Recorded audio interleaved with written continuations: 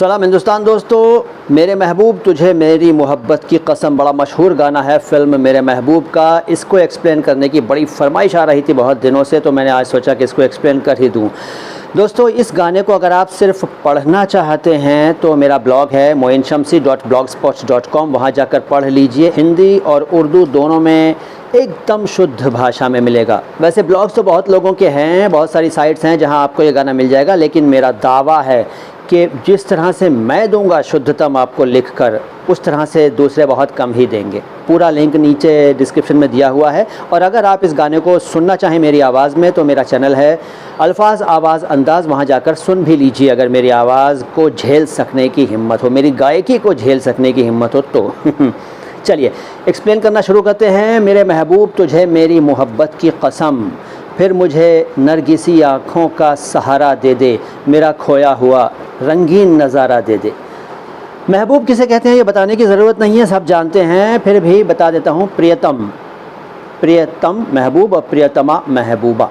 अच्छा, नरगिसी आँखें क्या होती हैं, नरगिस क्या होती है या नरगिसी क्या होता है? नरगिस एक फूल है और नरगिसी आँखें का मतलब है कि खूबसूरत आँखें, मतलब उस सुंदर फूल से आँखों की तुलना की जाती है। नरगिसी आँखें, नरगिस फूल जैसी खूबसूरत आँखें। और रंगीन नज़ारा क्या होता है? रंगीन आप समझते हैं, नज़ारा यानी कि दृश्य, रंगीन नज़ारा, नज़ारा न कहें नज़ारा, रंगीन नज़ारा। इसके बाद है ए मेरे ख्वाब की ताबीर मेरी जाने गज़ल, ज़िंदगी मेरी तुझे याद किए जाती है। ख्वाब की ताबीर क्या होती है? ख्वाब लिखते हैं उर्दू में और ख्वाब पढ़ते हैं, सपना, ख्वाब, ड्रीम, और ताबीर सपने का फल, सपने का नतीजा, सपने का अर्थ। तो ए मेरे सपने के अर्थ, मेरी ख्वाब की ताबीर, मेरी जान गज़ल, मेरे ख्वाब की ताबीर और मेरी जान गज़ल, यानी मेरी गज़ल की जान, गज़ल नहीं, गज़ल नहीं, गज़ल, गज़ल, मेरी गज़ल की जान, मेरी शायरी की जान, मेरी कविता की जान कह सकते हैं।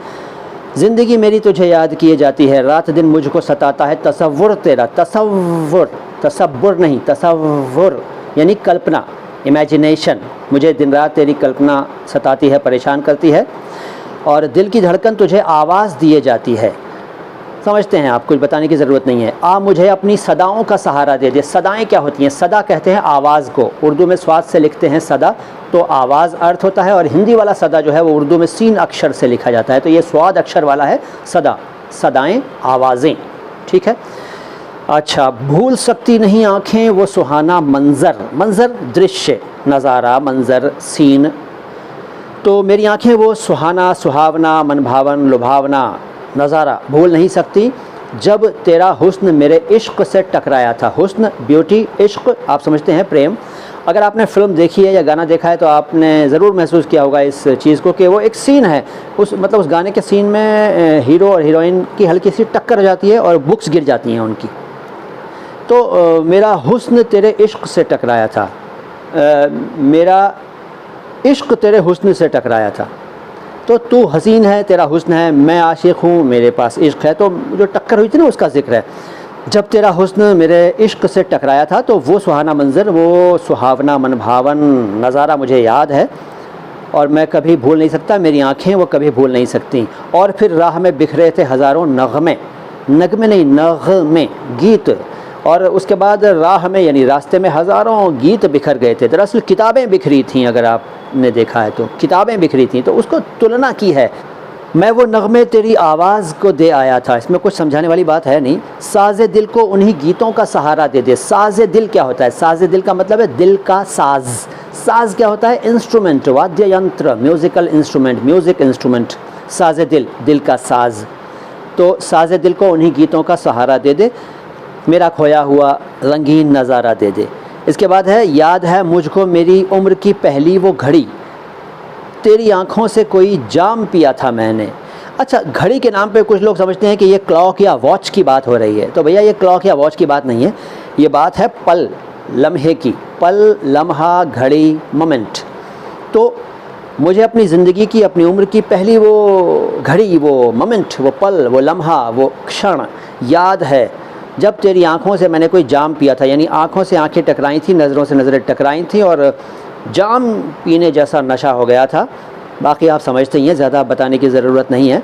मेरी रग रग में कोई बर्क़ सी लहराई थी, इसको कई लोग कहते हैं बर्फ़ सी लहराई थी। मैंने कई सिंगर्स को गाते हुए सुना है, नए सिंगर्स को, नए नौजवानों को, वो समझ नहीं पाते हैं कि ये क्या बोला, बर्क़ बोला, बर्क़ बोला, बर्फ़ बोला। तो एक साहब गा रहे थे बर्फ़ सी लहराई थी, तो भैया बर्फ़ में बर्फ़ जो है वो रग में कैसे लहराएगी, बर्फ़ लहराएगी। अमा यार, उनकी भी कोई गलती नहीं है। कई वेबसाइट्स में इस तरह की गलतियां होती हैं, गाने तो वो लोग दे देते हैं लेकिन शब्दों को सही से सुन नहीं पाते हैं या सही से लिख नहीं पाते हैं। उर्दू के शब्द हैं, हिंदी में लिखना थोड़ा सा मुश्किल काम है। इसीलिए मैंने कहा कि हमारा ब्लॉग देखें, हमारे चैनल्स को देखा करें और हमारे साथ जुड़ें ताकि आपको सही जानकारी सही तरह से मिल सके। बहरहाल, मेरी रग रग में कोई बर्क़ सी लहराई थी। रग रग, रग का मतलब होता है नस, वेन, ठीक है ना। हिंदी में शिरा कहते हैं, नसें होती हैं ना हमारे शरीर में, नसें देखिए, ये नसें।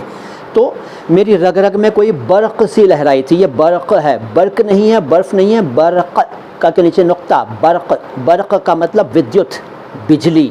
बिजली काँप गई थी उस वक्त जब मैंने तेरी आँखों से नज़रों का जाम पिया था, तो मेरी रग रग में एक बिजली सी कौंध गई थी। शायर की कल्पना देखिए, तख़य्युल देखिए कवि का।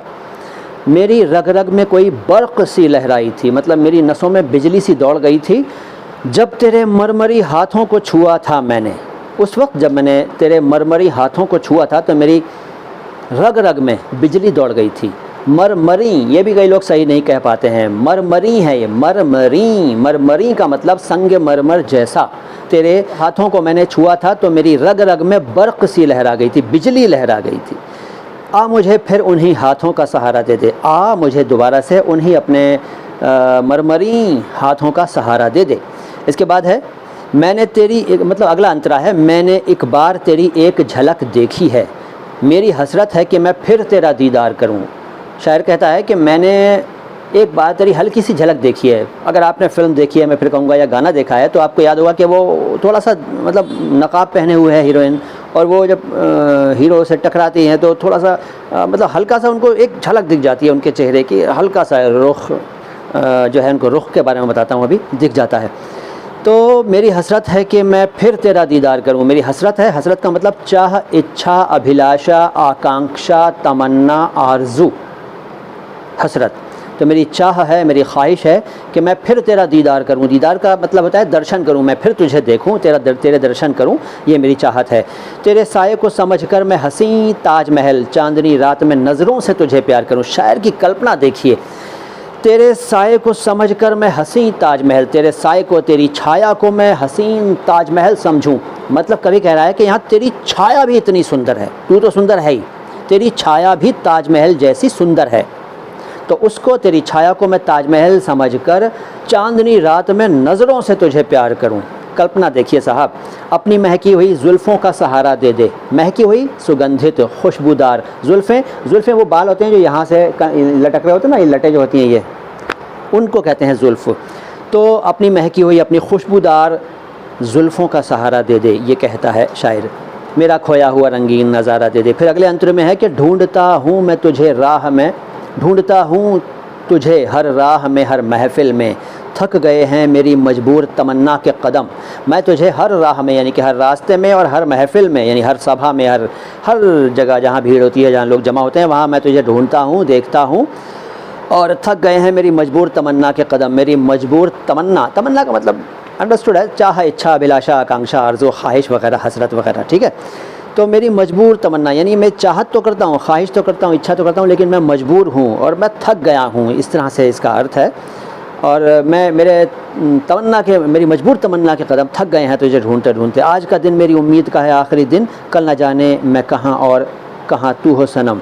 आज का दिन मेरी आशा का, मेरी उम्मीद का लास्ट दिन है, कल पता नहीं तू कहाँ हो और मैं कहाँ हूँ ए सनम। सनम किसे कहते हैं? सनम महबूबा को ही कहते हैं वैसे, लेकिन सनम शब्द का शाब्दिक अर्थ है मूर्ति। उर्दू में बुत भी कहते हैं, मूरत भी कहते हैं। मूर्ति यानी जिसकी पूजा की जाए वो मूर्ति सनम कहलाती है, ठीक है। तो लेकिन सनम जो है वो महबूब और महबूबा दोनों को ही कहा जाता है। तो यहाँ कवि अपनी महबूबा से मुखातिब है और कहता है कि कल पता नहीं है सनम तू कहाँ हो मैं कहाँ हूँ, दो घड़ी अपनी निगाहों का सहारा दे दे। बस मुझे अपनी निगाहों का दो घड़ी सहारा दे दे। फिर वही घड़ी आ गई। अब आप कहेंगे क्लॉक या वॉच, अमा ना क्लॉक ना वॉच, ये घड़ी है। घड़ी का मतलब लम्हा, पल, क्षण, दो लम्हे, 2 मोमेंट्स के लिए, 2 पलों के लिए मुझे तू भाई अपनी निगाहों का सहारा दे दे। मेरा खोया हुआ रंगीन नज़ारा दे दे। इसके बाद एक अंतरा और है, देखिए बड़ा लंबा गाना है, गाना लंबा है, एक दफ़ा में आप पूरा सुनते भी नहीं हैं क्योंकि कई पार्ट्स में आपको सुनाई देता है ऑडियोज़ में ये। चलिए इस गाने का एक अंतरा यह है कि सामने आके ज़रा पर्दा उठा दे रुख से, एक यही मेरा इलाज गम तन्हाई है। रुख क्या होता है? रुख होता है ये चेहरा, फेस। सामने आ और अपने चेहरे से ज़रा पर्दा हटा दे, रुख से यानी अपने चेहरे से, रुख से ज़रा नकाब हटा दो मेरे हुजूर, गाना सुना है ना। तो सामने आकर तू अपने चेहरे से पर्दा हटा दे, उठा दे, बस मेरा इलाज गम तन्हाई तो यही है, यानी कि इलाज गम तन्हाई, गम तन्हाई का इलाज, तन्हाई के गम का इलाज, इलाज गम तन्हाई। तो मेरी तन्हाई के, मेरे अकेलेपन के, गम का, दुख का यही इलाज है कि बस तू आ जा और सामने आके मेरे सामने अपना चेहरा दिखा दे, अपने रुख से पर्दा हटा दे। पहले रुख पर पर्दा होता था, आजकल तो पर्दे वर्दे का रिवाज है नहीं, तो है लेकिन कम है, बहुत कम रह गया है। तो पहले ये शायरों का एक अलग ही टॉपिक हुआ करता था कि रुख से नकाब हटा दो मेरे हुजूर, और मतलब इस तरह की चीज़ें। तो तू सामने आ जा और अपने चेहरे से, रुख से अपने पर्दा हटा दे, यही मेरी तन्हाई के गम का इलाज है। तेरी फ़ुरक़त ने परेशान किया है मुझको, अब तो मिल जा के मेरी जान पे बनाई है। इसको भी कई लोग बड़ा गड़बड़ करते हैं। कोई कहता है कि तेरी उल्फ़त ने परेशान किया है मुझको। अमा भैया ये उल्फ़त नहीं है यहाँ पर, यहाँ है फ़ुरक़त, फ़ुरक़त, फ़ुरक़त नहीं, फ़ुरक़त नहीं, फ़ुरक़त नहीं, फ़ुरक़त। फ़ुरक़त का मतलब जुदाई, विछोह। तेरी फ़ुरक़त ने, तेरी जुदाई ने मुझे परेशान कर दिया है, अब तो मिल जा कि मेरी जान पे बनाई है। तू अब मिल जा मुझे, क्योंकि अब मेरी जान पर बनाई है, जान जाने वाली है, बिल्कुल प्राण मेरे जो है ना वो अटके हुए हैं, बस चले ना जाएं कहीं, मतलब इस तरह से। दिल को भूली हुई यादों का सहारा दे दे, दिल को भूली हुई यादों का सहारा दे दे, मेरा खोया हुआ रंगीन नज़ारा दे दे, मेरे महबूब तुझे मेरी मोहब्बत की कसम। मैं हूँ मुइन शम्सी, ये चैनल है माई हिंदी माई उर्दू। सलाम हिंदुस्तान।